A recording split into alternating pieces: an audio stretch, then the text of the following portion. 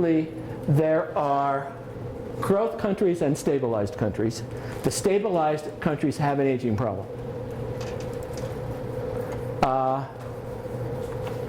Yeah, that's...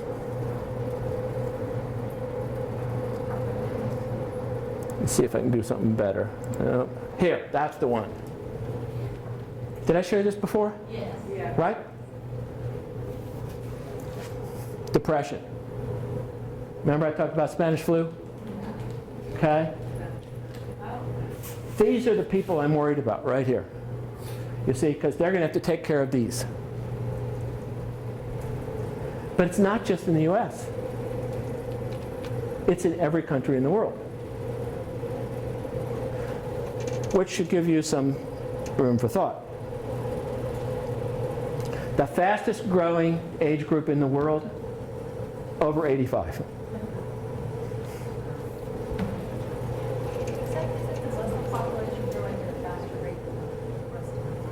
What's that? Yes. Yes, all of Europe will be Muslim in 30 years. Majority Muslim. Netherlands is close now. So, in every country, there comes a 20 to 30 year window where the baby busters are supporting the baby boomers. Okay? Have you thought about what that means?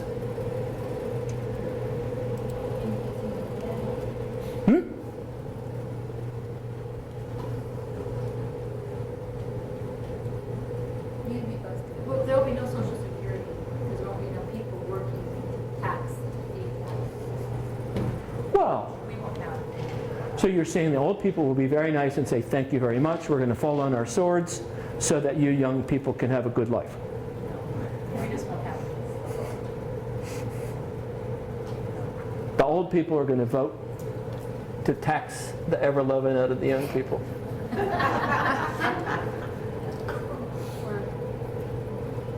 You think I'm wrong? No, that's not that far.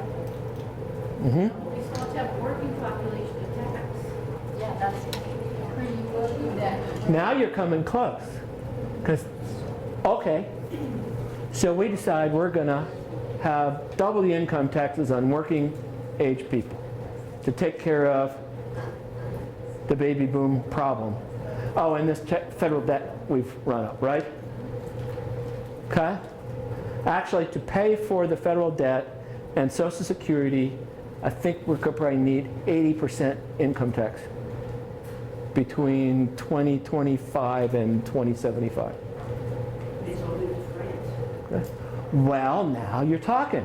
If you're 20, 30 years old and can work, right? Why would you put up with high income taxes to take care of the mess? Why wouldn't you move? So if all your workers move, what happens to your economy? Right? You accuse me of doom and gloom. Look, people are alive. This is not a mystery problem. These are lives in being. There's no guesswork here. Oh, yeah, parenthetically, life expectancy at birth. Right? If you live in the Congo, men 53, women 55. If you live in Japan, where's Japan here? Oh yeah. Women live until 86, men live to 69. Perfect country, man.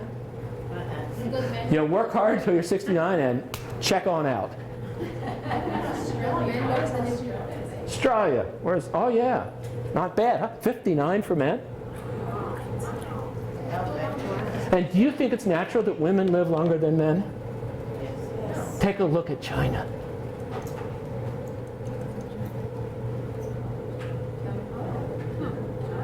They're being murdered. Turkey. They're in India. Take a look at India. Well, then they'll be murdered. That's because in India they work the women to death. What's going on behind this stuff, by the way? Work the women to death. In India, when a man marries a female, the thing is married, so it's Look at that. What? Lost. 80-64. US. I'm 64, I'm out of here. Okay. Percentage of the population over 64. Why do I pick the number? Actually, if you live in Europe, you can retire at 60. Okay? Look at this. What country is this? That's Japan. Okay, right now, 23% of Japanese are our retirement age. In 2050, and these are my numbers, based on UN stuff. Okay, no, this is UN. 37%. Okay, even India. 5 up to 15. That's huge. Every country. See it? Wow, that's interesting. Or where's us? Here are we, right? We don't jump up so bad, right? And then it drops. Illegal immigration. I don't know. Our baby boomers are older than the rest of the world. Is really what's driving that. Okay? So, in stabilized countries, workers per retiree drop. Workers support the elderly. Will you accept my proposition that the cost of supporting the elderly is a tax on working age people?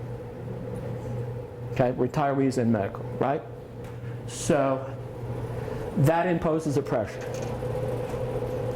In fact, here's the opposite. This is the number of working age people per retiree. This is Nigeria, by the way. Okay? In every country, Japan, sorry for the bad color on the slide. It's 2. This is 2. This is 4. Yeah, 4. So basically, right now, we're at 3 workers per retiree. We're going to 2 in another 20 or 30 years. Okay? What's it cost to support a retiree? $40,000 a year? 50? Medicare costs 10. Housing? Well, maybe they have the house paid for. Okay. I think I'll skip over some of this. Well,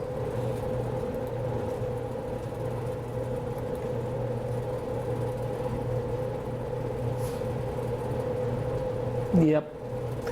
Pension spending will have to increase. Medical care, oops, wrong way. Medical spending will increase. Here's what I'm worried about. Do you think that greater workforce productivity can make up for the difference in having to spend extra money on the elderly? People would have to get 50% more efficient, which means you'll probably have to work another 20 hours a week. Okay? And people work harder in the US than the rest of the world, by the way. Did you know that? Yes. We work more hours. Okay? I tried not to. Me too. So, consumption by the elderly rise. Where's the money come from?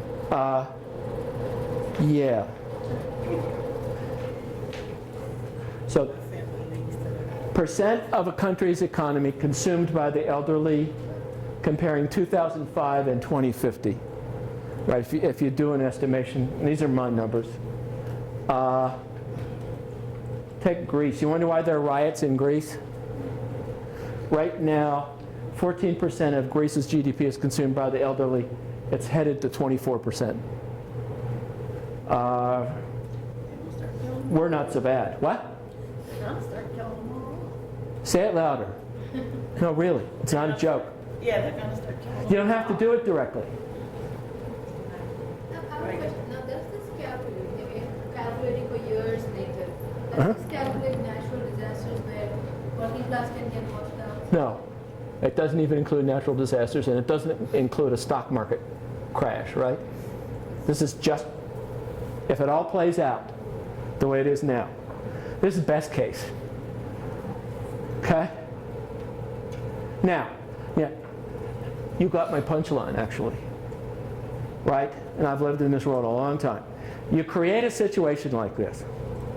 What are the economic incentives? To take care of your elderly or not? Bye, Granny. You see the economic incentives? Now, there are decent countries and there are countries where stuff happens. True? And over the world's economy, right? Well, let me put it a different way.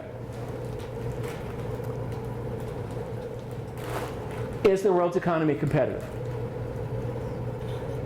A country that's young has a competitive advantage over a country that's old.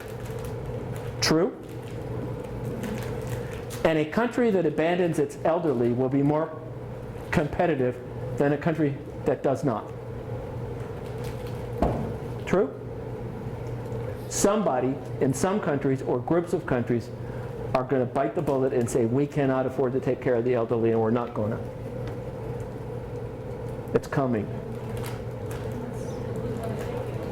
So why can't the family take care of the elderly and not the... Filial piety in India? Yeah, they still want to. Still working? I hear tell people are going to London and not doing it no more. The government is actually making it mandatory that if the child does not take care, they get sued and they have to give it everything. That they And if they've moved to London, can they go get them and bring them back? I think it's still the same thing that they have to. Same thing in Japan, same thing in China. Filial piety is eroding. How can I possibly take care of my family if I have to be out there working 50 hours to earn enough money to be able to take care of my family? They say Filial piety takes somebody out of the workforce, by the way. True? Yeah.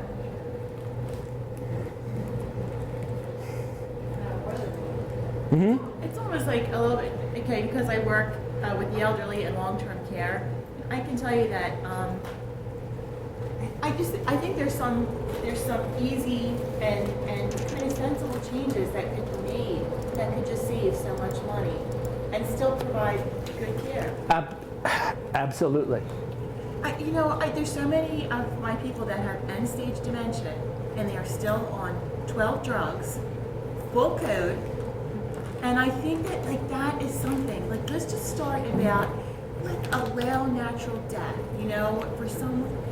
I've got end-of-life economics and policy on the list for tomorrow or the next day. All right, I'll see. Okay? All right. Yes.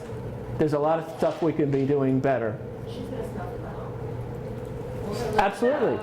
People look at me like I'm horrible. What's the return to investment in these spending, by the It's way? an appropriate conversation to have. You say you don't? No, I said we have that conversation. That's Sure. an appropriate conversation to have.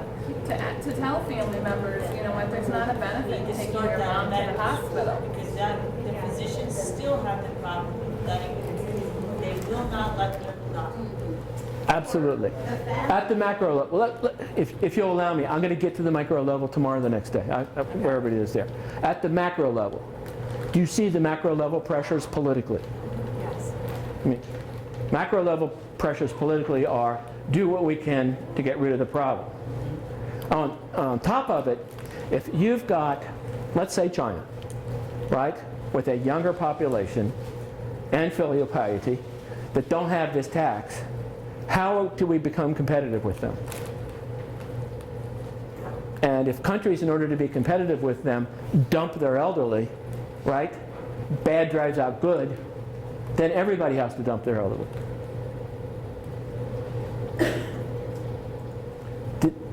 This is an economic dynamics conundrum that people are mumbling about a little bit, but they don't get it.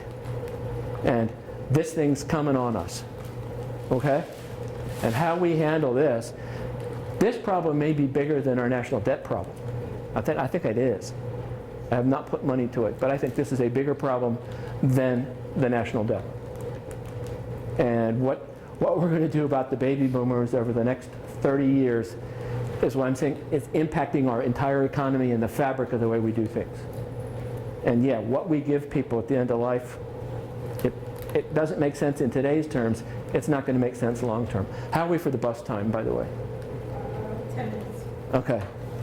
So, I claim to you that at the macro level, yeah, skip past this. This is one of my papers that I did. I had a hard time getting published. Look, your options are very clear. Either workers can take less money, if you understand sort of the macroeconomic equation which I put in here, right? Either workers can take less, or you can have less capital investment, or you can export less, or you can have less government spending, or you can have money for the elderly, right? One or a combination of any of these. And none of them are any good, politically. So,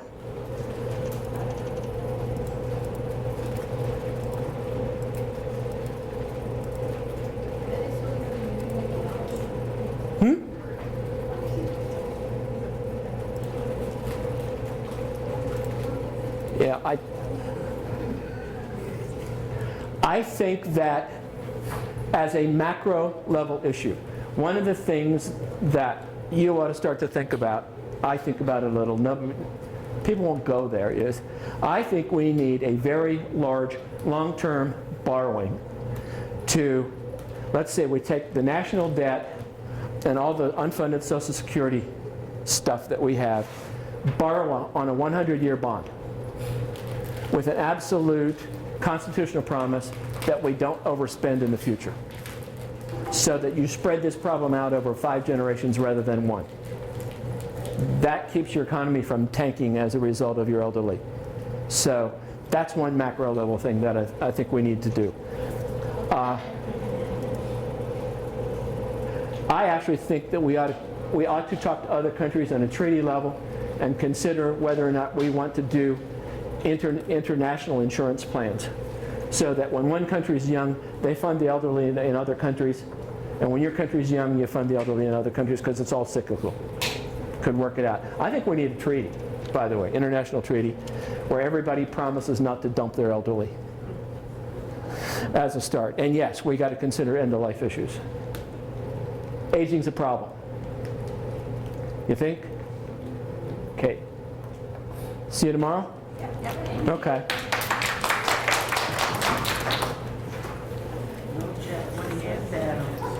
What's that? Jack, I said, old Jack, when he had battle.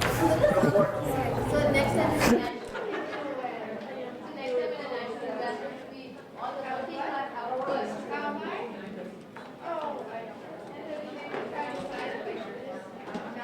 Just continue not taking care of myself. Okay.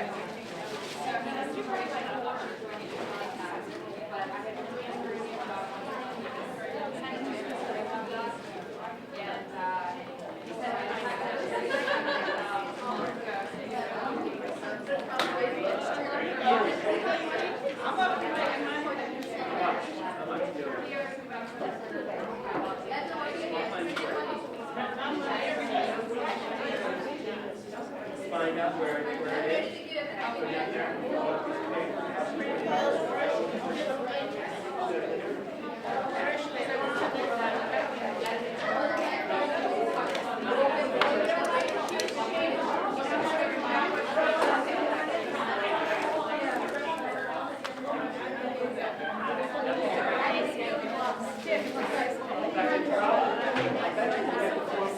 I need to get a mirror.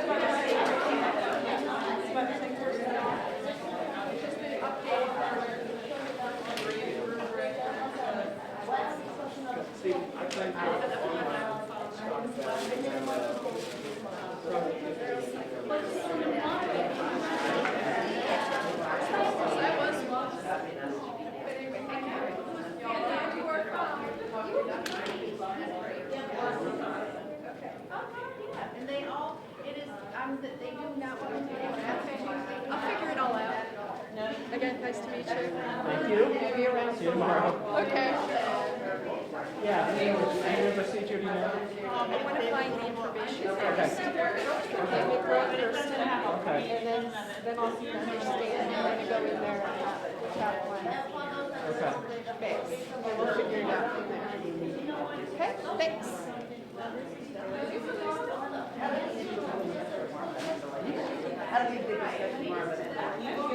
Just like the patient she's talking about, we're bringing them to me and we're $50,000 pacemakers and ICDs in these people. Because some family members are so everything, so pop-up can play bingo again. You know, pop-up hasn't played bingo in years because he's sitting around the church at a teacher.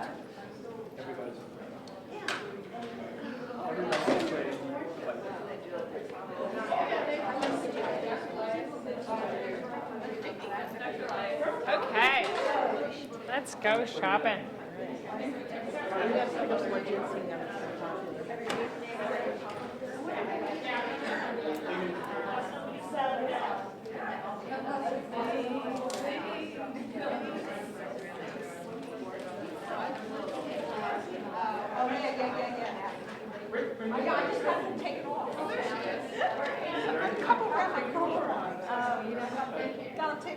An estrogen tag.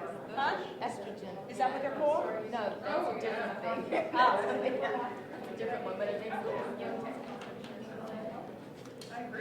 That was my